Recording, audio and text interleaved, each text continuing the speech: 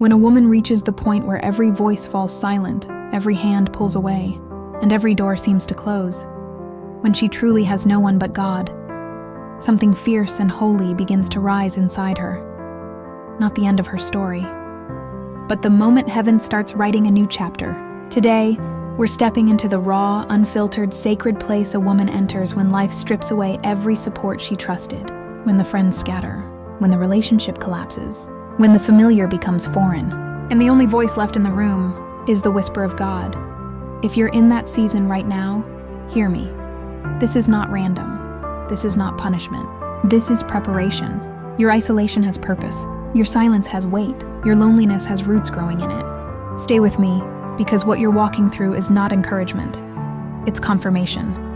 When people walk out, God walks in. There are moments when God allows every distraction to fade, so He can finally get your attention. When the calls stop, when the house grows too quiet, when the people you supported suddenly no longer stand with you.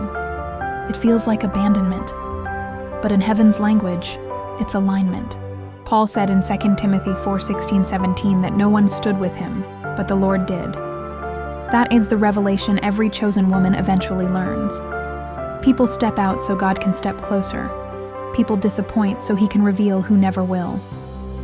People walk away, but God walks in and stays. Jesus did miracles in crowds, but He was shaped in the wilderness, and so is she. Your isolation is not a punishment. It's God's private workshop where He prepares you for public purpose. 2. When the noise dies, she finally hears the whisper of God. A loud life can drown out a gentle God. So sometimes, He clears the room.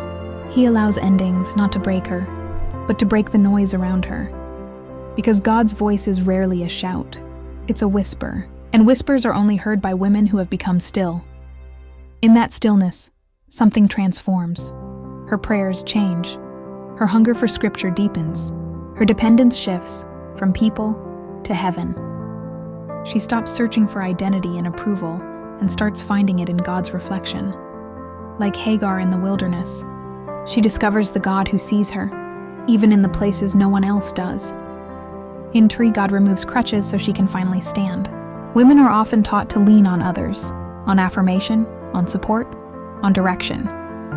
But a woman who only leans on people never discovers the strength God planted in her. So He removes the crutches, not to collapse her, but to train her. The crutches may be people, but they're just as often routines, plans, control, image, expectations. When those fall away, it feels like loss, but it's actually freedom. When she loses what she thought she needed, she finds the one she truly needs. God isn't breaking her down, He's breaking her out. 4. Pain becomes her teacher, not her enemy. Pain is one of God's sharpest chisels, and when a woman has no one but God, pain becomes the classroom where He forms her purpose. Hannah prayed out of pain so deep the priest thought she was drunk, but heaven heard her tears, and her tears birthed her miracle. Pain purifies, pain refocuses, pain pushes her into destiny. Some women never pray certain prayers until their hearts crack open. Some never seek God deeply until everything else falls apart. Some never step into calling until pain shoves them forward. Pain is not the enemy. Pain is the escort that walks her into purpose. 5. Alone with God, she remembers who she is. When every opinion fades, God begins redefining her identity.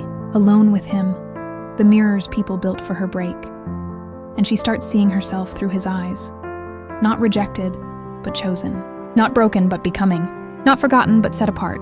Like Hagar, she walks into the wilderness unseen and walks out named by God. Her solitude becomes her sanctuary. Her silence becomes her soil. Her loneliness becomes her launching pad. 6. Isolation builds a faith that storms cannot shake. There is a kind of faith you can only learn in the quiet. Not Sunday faith, not cute faith, but wilderness faith. Fire-tested, storm-certified, unshakable faith. It's the faith of Habakkuk who said, "Even if nothing blossoms, I will rejoice anyway." That is not the faith of a woman who has everything. That is the faith of a woman who has lost almost everything, yet refuses to lose her praise. This kind of woman becomes dangerous to the enemy. because nothing moves her anymore. She's seen people leave, she survived. She's walked through storms. She kept standing. She's endured silence. She learned to trust God anyway. Her faith no longer rests in outcomes. It rests in God Himself. 7. Her loneliness is not a delay. It is a delivery room. Purpose grows in quiet places. Callings are conceived in hidden spaces. Elizabeth was hidden for 5 months. Not because she was ashamed, but because God was forming something sacred inside her. Your loneliness is not a shelf, it's a womb. You are not being ignored, you're being incubated.